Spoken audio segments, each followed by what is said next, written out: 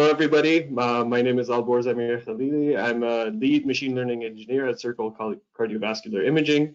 I'm joining you today from Calgary, Canada, to share with you some successful strategies that we have adopted for addressing the challenges of translating AI research to an automated clinical coronary disease analysis product.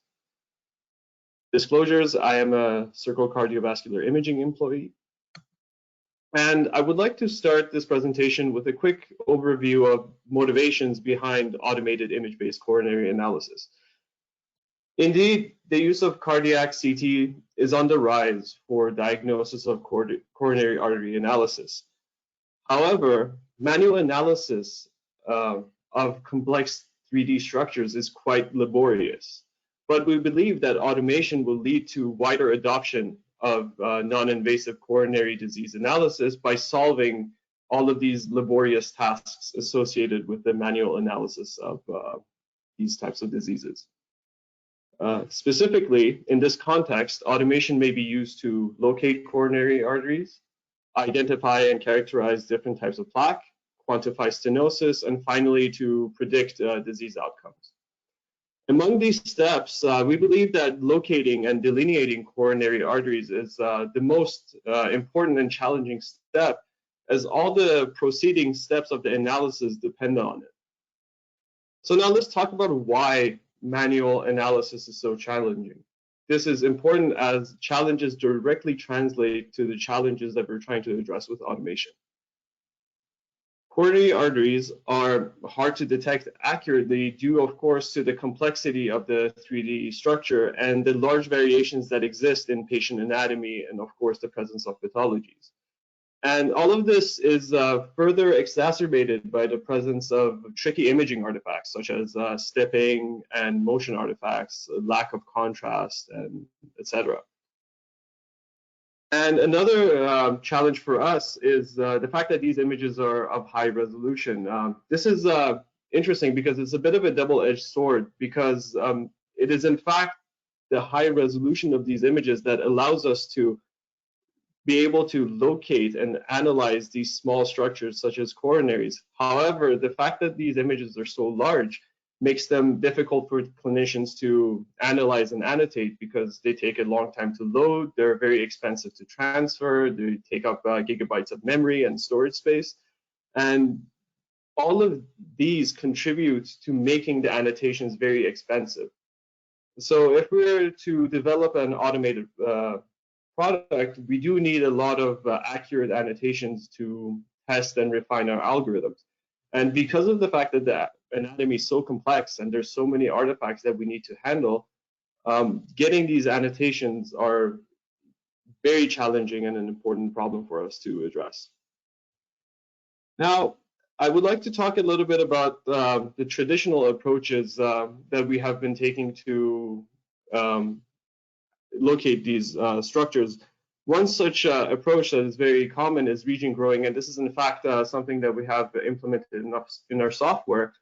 Region growing is a semi-automatic technique that labels pixels belonging to a manually selected seed based on their proximity and similarity in signal intensity.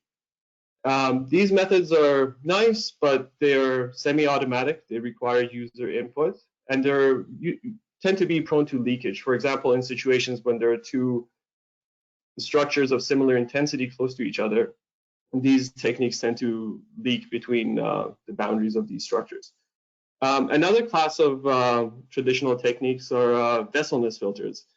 These are feature extraction methods that essentially detect tube-like structures in the image. And as you can appreciate, coronary arteries are not the only tube-like structures in cardiac CT, and therefore these methods tend to be prone to many false positives and require heavily on post-processing to be able to remove these false positives accurately. And finally, a third class of algorithms are the vessel trackers or crawlers. These are iterative algorithms that combine heuristic decision-making with other metrics such as vesselness or other intensity similarity metrics to be able to track a vessel from an initial seed all the way down to the endpoints of the branches.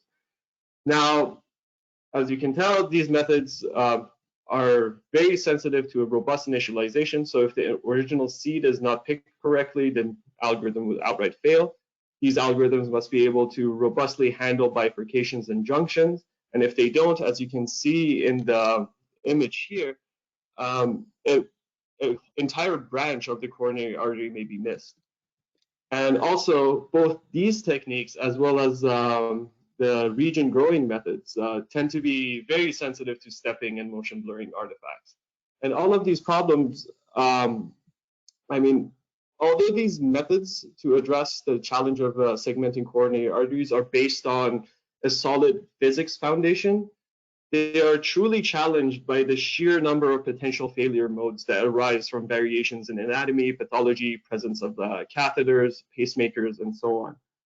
And handcrafting solutions for these failure modes is quite tedious and in many situations not tractable at all.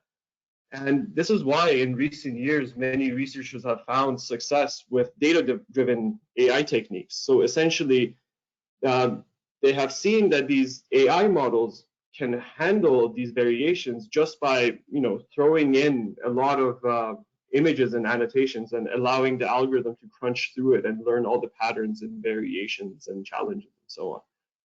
So as you can see from this trend that was presented very recently in a review paper in Frontiers in Cardiovascular Medicine, AI-based techniques are gaining in popularity due to their proven advantages over traditional methods. And although many of these publications are in MR imaging and they tend to outnumber CT images, if we look at them more closely, the publications, the AI architectures that are presented in many of these publications, especially the ones that are geared towards anatomical analysis, for example, cardiac substructure segmentation and so on, are independent of modality. So the core of these methods, even if they were developed for MR techniques, can actually be applied to different imaging modalities, like CT angiography, for example. But the main challenge for us here as product developers is in selecting which of these methodologies that are presented in academic research papers are the ideal candidates for application within a clinical workflow. And in order to make that decision, we, of course, above all else, look at accuracy. But there are two other features that we prioritize as well.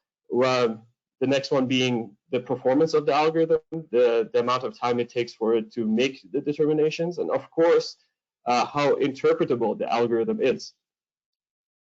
And this is what I mean by interpretability. Of course, AI tools can be trained to produce, for example, a CAD-RADS score directly from the raw image intensities. But this is not desirable to us for many reasons. First and foremost, our clinicians want to be able to interrogate all of the determinations that are made by these AI algorithms. So to restate our mission, our goal is to automate tedious tasks, not to lock out experts from the process. So we want to design our AI tools in such a way that the expert will see exactly all of the determinations that are made, and then they're empowered to go in and revise and provide feedback to all of the decisions that the algorithm is presenting them with. And we want to design our system in such a way that all the feedback that we're receiving from the expert will be updated live, seamlessly, all the way down to the final report. So to this end, we favor methods that break down the problem to multiple stages.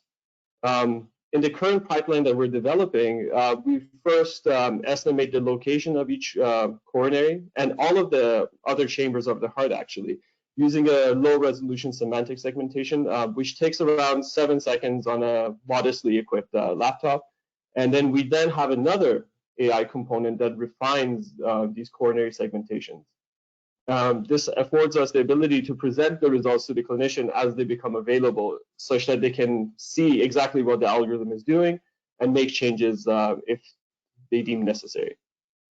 We have also put a lot of effort in developing testing for all of these independent components.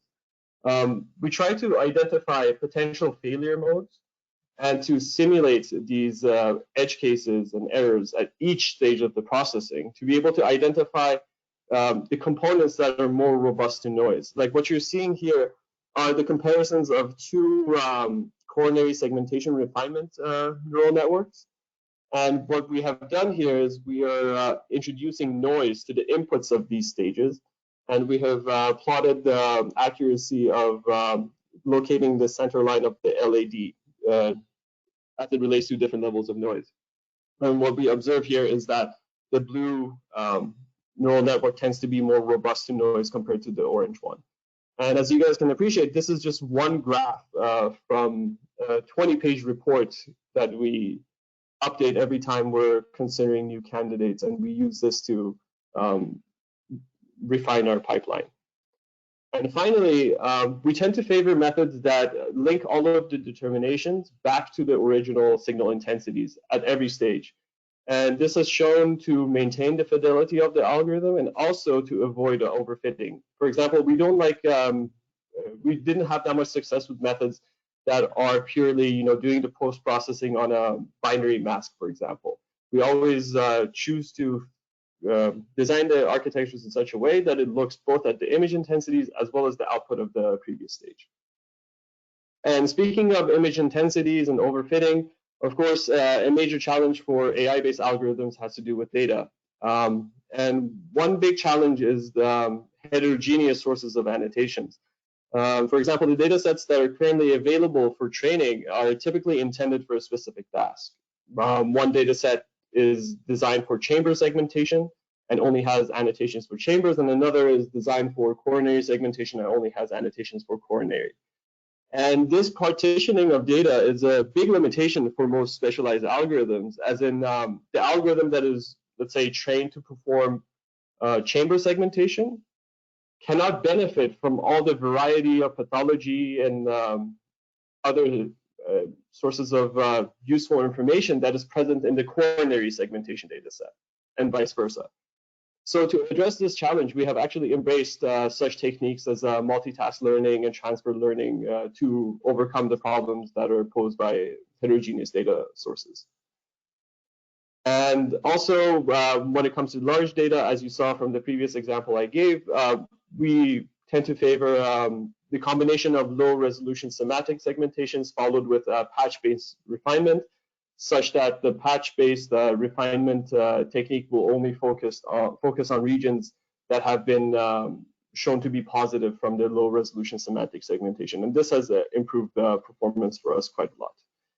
And to further improve inference performance, we also leverage a lot of offline server-side processing, as well as we tend to favor weaker classifiers. And this enables us to essentially give feedback to the clinicians much in a quicker way than having to wait 15 minutes for a large network to produce results for them.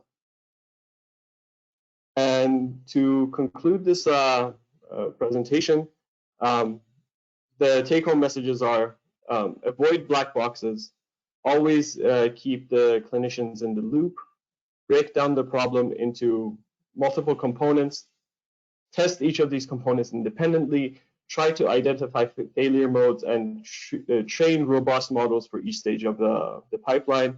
And finally, use all of the recent techniques that are emerging in the field to embrace the heterogeneity of the data.